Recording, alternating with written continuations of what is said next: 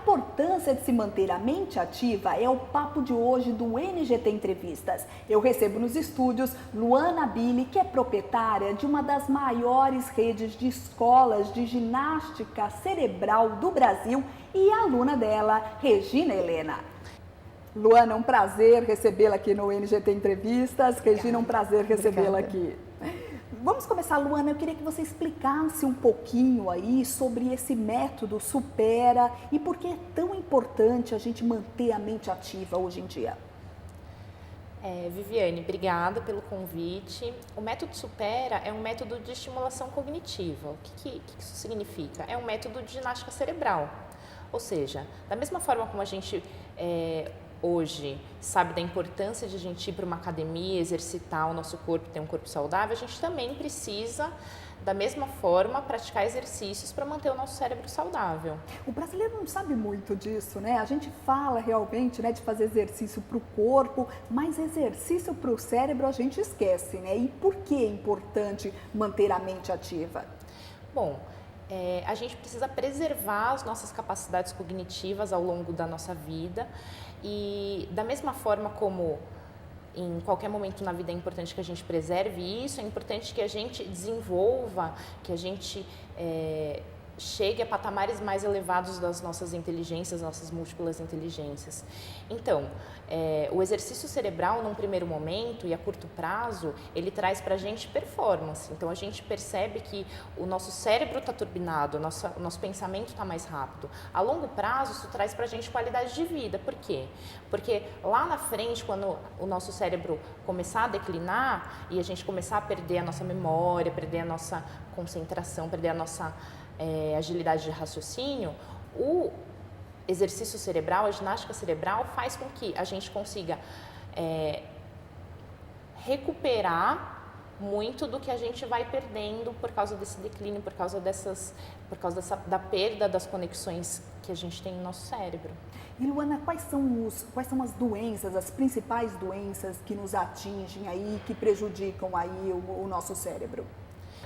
Com o aumento da expectativa de vida, então a gente vê hoje em dia muitos casos de doenças relacionadas à demência, senilidade. Então um grande problema de aumentar a expectativa de vida é o aparecimento um impacto muito maior sobre a população de doenças como Alzheimer, como Parkinson. Isso, em geral, está relacionado a uma certa faixa etária, já quando a gente já está entrando na nossa velhice. Por outro lado, a gente também tem problemas relacionados ao cérebro na nossa juventude, na nossa infância, e é o que eles falam sobre a concentração nas crianças, ou sobre quando a gente está lá com os nossos 40 anos, que a gente começa a sentir a nossa memória falhar.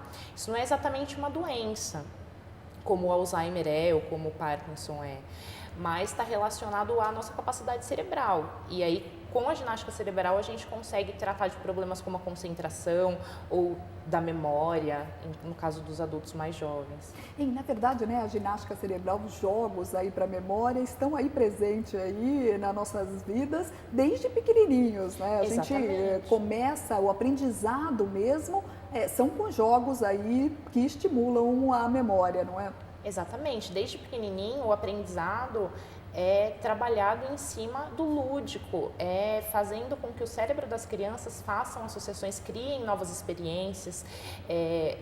Esse tipo de material educa o cérebro delas a desenvolverem um raciocínio lógico, a trabalharem com estratégia, a trabalhar com sequência, com posição, com quantidades. Então, desde sempre a gente projeta nesses materiais ou projeta em alguma ferramenta de estimulação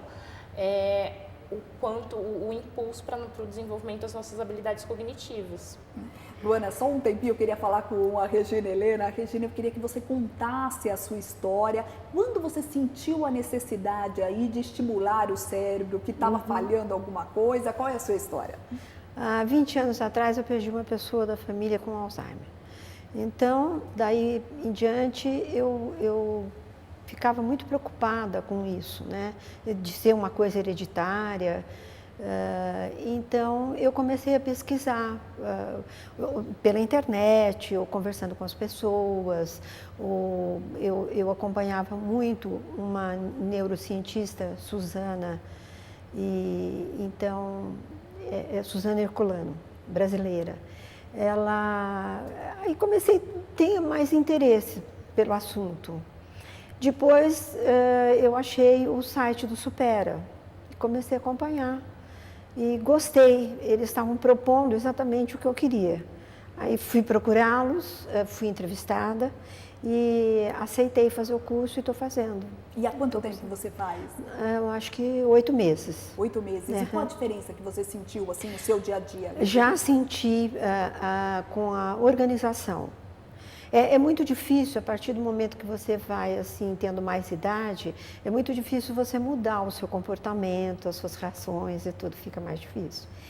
E eu notei que eu mudei com relação à organização da minha vida, das coisas que eu faço. Notei uma melhora, eu nunca tive um problema muito sério de memória, não, né? Mas eu notei que houve uma melhora nesse aspecto. Na memória de curto prazo, Regina? E estou mais atenta às coisas, né? Prestando mais atenção, porque às vezes você não tem um problema só de memória, você tem mais um problema de atenção, né? E notei isso daí, isso está bem claro, está bem nítido para mim. E você estava falando exatamente isso, né, Luana? Que na verdade não são só as pessoas com mais idade que acabam procurando, né? Principalmente os jovens aí com déficit de atenção nas escolas. Vocês têm aí um módulo especial para esses jovens? Na verdade, a metodologia do Supera ela é aplicável para qualquer faixa etária. Então, por exemplo, uma criança com 6 anos, que ela já está alfabetizada, ela já tem uma alfabetização matemática, ela vai utilizar as mesmas ferramentas de um aluno da terceira idade. Então, ela vai passar pelo ábaco, ela vai passar por jogos. Lógico que o grau de dificuldade da atividade da criança que está entrando, da criança que tem 6 anos, é diferente do grau de dificuldade de uma pessoa que tenha 15, de uma pessoa que tenha 30, 40, 80, 90 anos. Mas a ferramenta, aquela habilidade que a gente quer trabalhar é a mesma. Então, se a criança está com um problema de aprendizagem na escola e esse problema tem como fundo a concentração, a ferramenta que vai desenvolver a concentração nessa criança é a mesma ferramenta que vai desenvolver a concentração num adolescente de 15 anos, que vai desenvolver num adulto ou vai desenvolver numa pessoa da terceira idade. O ábaco, no nosso caso.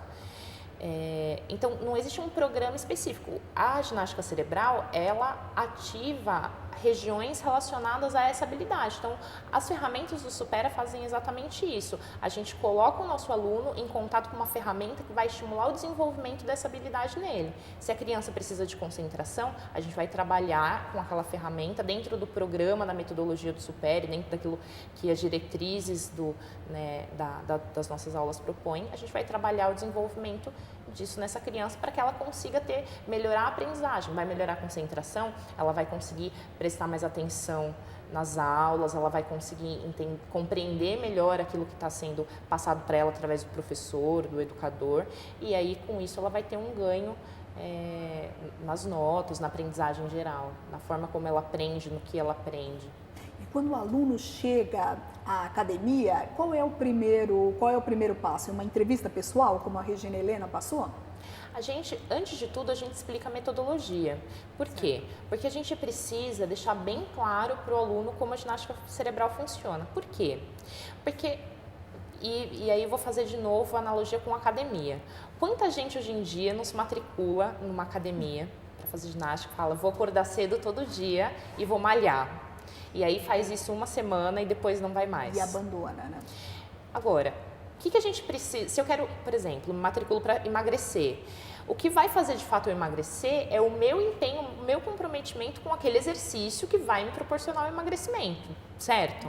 Com a ginástica cerebral é exatamente a mesma coisa, a gente precisa fazer exercícios para chegar aos nossos objetivos. Então, é importante que as pessoas saibam que a ginástica cerebral não é um milagre. A ginástica cerebral é um empenho que a gente coloca em cima de determinadas atividades e o que a gente faz é direcionar essas atividades, auxiliar o aluno a direcionar isso para obter uma performance melhor.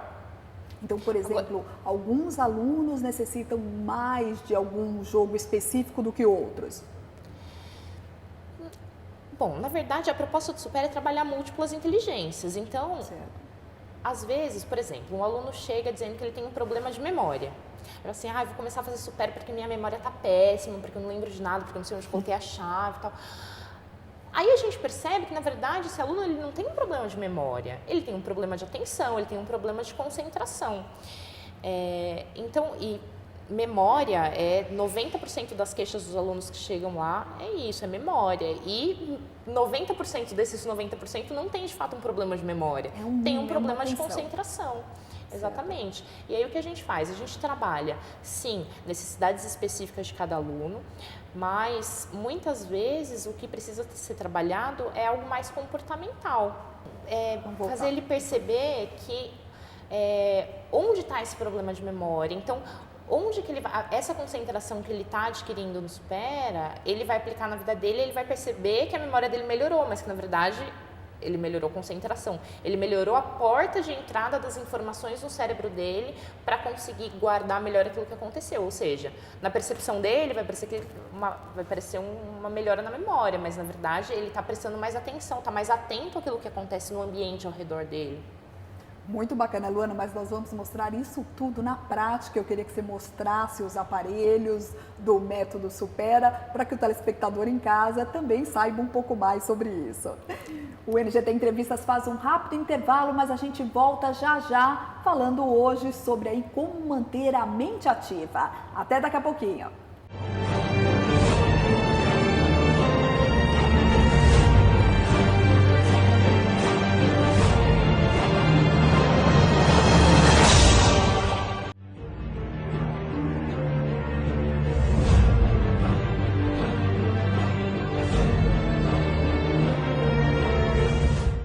E o NGT Entrevistas está de volta. Hoje, nosso papo são os exercícios para deixar sempre a mente ativa. E nós vamos mostrar aqui como fazer alguns desses exercícios. Eu recebo nos estúdios do NGT Entrevistas de hoje, Luana Abili.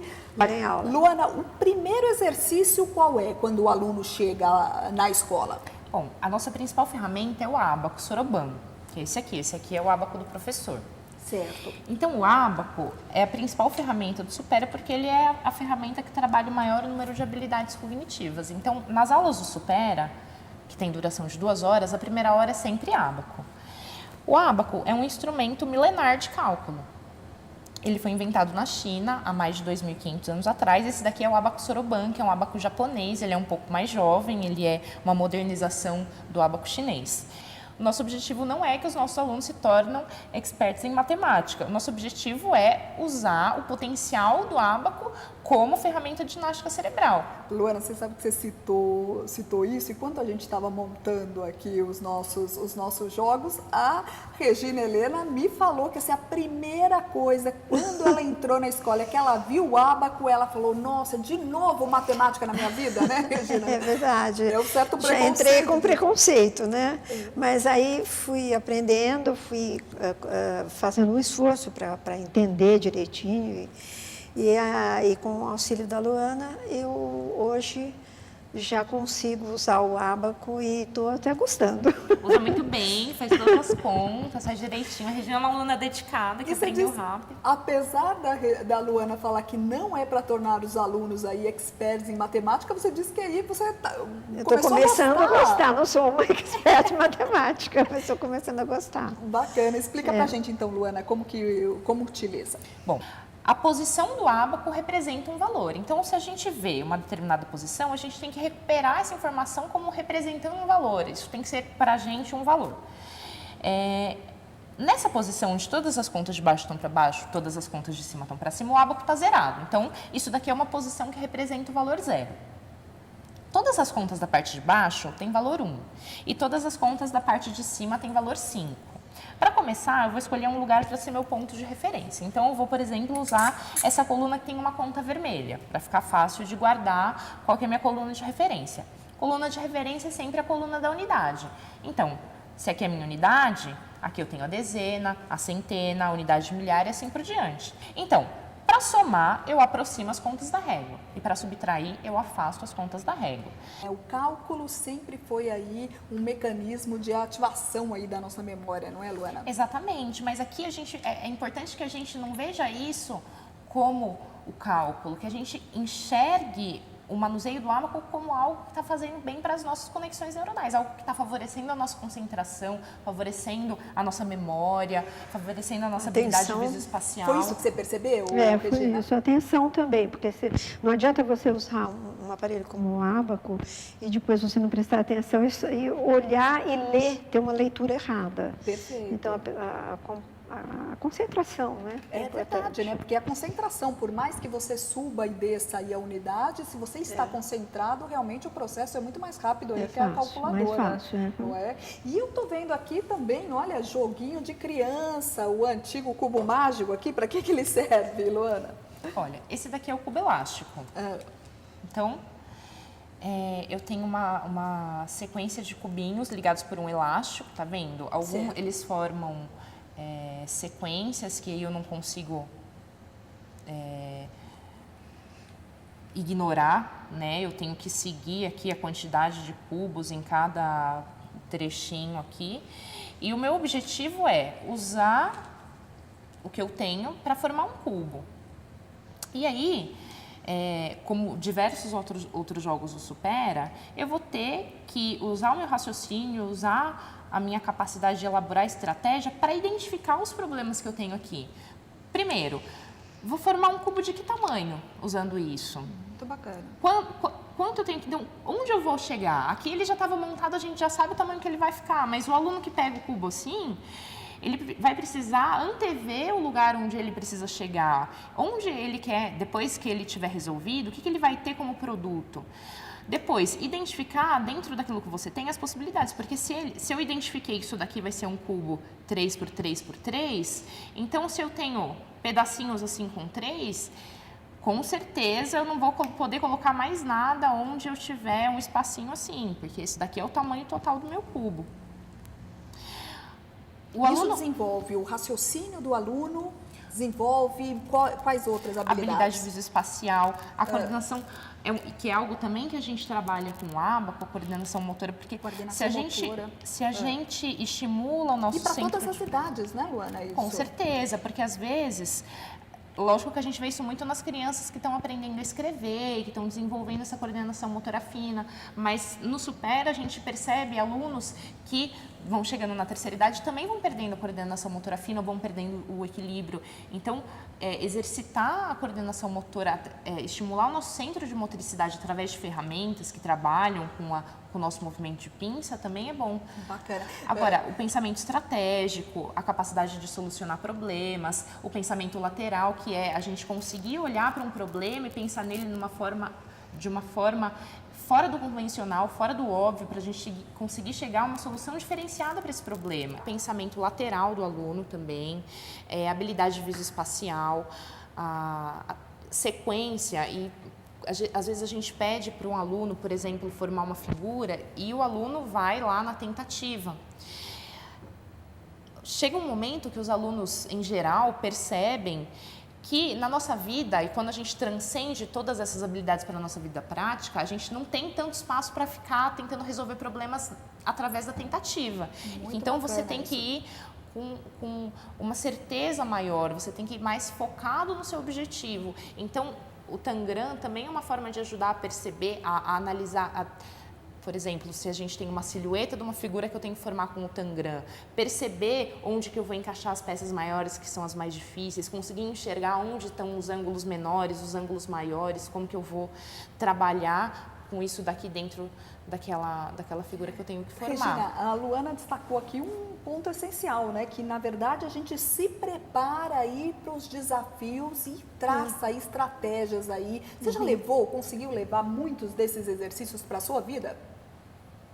Ah, sim, a gente acaba levando, porque aí você, depois do esforço de você montar uma determinada figura, você começa a ver que tudo precisa de um esforço, né? De uma atenção. De uma estratégia mesmo, estratégia, né? Então consegue, sim. Bacana. Luana, eu queria que você mostrasse pra gente esse último jogo que a gente estava tentando, eu e a Regina, a gente estava se divertindo, tentando, que para a Regina também era uma novidade. Mostra pra gente o que leva a esse jogo, o que o aluno precisa ter de concentração para desenvolver esse problema. Bom, aqui eu tenho um problema que é o seguinte, eu preciso tirar a argola do brinquedo. Certo. E aí, a gente vai pro óbvio primeiro, né? A gente fala, vou tirar daqui, e aí eu me deparo com o meu primeiro problema. Então, eu vou perceber aí, logo de cara, que a minha dificuldade, a princípio, tá nesses círculos que são maiores do que a minha argola, do que a argola que eu preciso tirar. Ou seja, eu tenho um problema e agora que eu percebi que esse problema não é tão simples de resolver, vou ter que passar a olhar para ele de uma forma diferenciada. Então, vou analisar o que eu tenho aqui. Primeiro, se o meu problema são esses círculos, eu tenho dois, eu tenho um de cada lado. O que eu vou fazer primeiro é tentar minimizar esse desafio, tornando dois problemas um problema só. Eu vou isolar o meu problema do lado de cá. Isolei o meu problema, vou lá, tirar. Tirei. Olho para ele. Se meu problema estava aqui, não passava pelos círculos de madeira. Pela bolinha passa. Consigo tirar pela bolinha? A própria estrutura do brinquedo, a própria estrutura, e às vezes a gente tem que usar da forma do nosso problema para... ele é feito dessa forma para que por ali você consiga resolver. Então, quando a gente observa as características, é dentro das características desse problema que eu vou conseguir chegar na minha solução. Então, esse buraco aqui no meio, ele não está aqui à toa e eu vou ter que dar atenção para ele porque... Não é sem motivo. As características de cada coisa que a gente passa na nossa vida não estão ali à toa. Então, a gente tem que saber usar essas características a nosso favor. Luana, queria uma muito interação. Sem dúvida. Eu queria muito agradecer a sua presença aqui no NGT Entrevistas. Obrigada aí pela disposição de trazer tudo isso aqui para a gente mostrar aí. Obrigada a você, Regina, que trouxe aí a sua experiência, contou aí para o telespectador como é a sua experiência e o quanto você melhorou aí fazendo esses exercícios simples, que a gente acha que muito simples, mas na verdade aí exige muito esforço, né? Muito obrigada. Obrigada a você. E o NGT Entrevistas de hoje foi especial, a gente mostrando aí para vocês como manter a mente ativa. Muito obrigada pela sua participação e eu te aguardo na próxima edição do NGT Entrevistas. Até mais!